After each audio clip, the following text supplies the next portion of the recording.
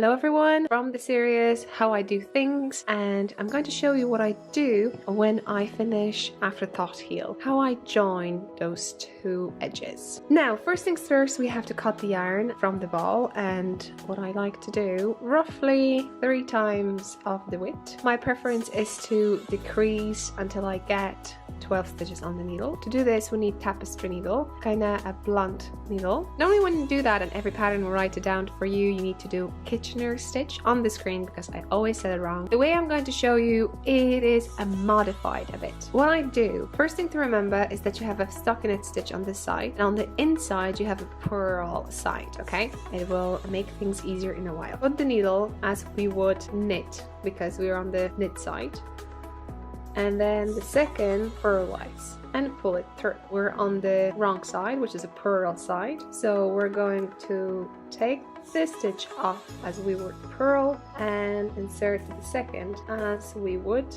knit, and so on. Knit, purl, purl, knit. Now when I get to 2 stitches, I normally treat them as one. We're going to knit them and then purl to 2.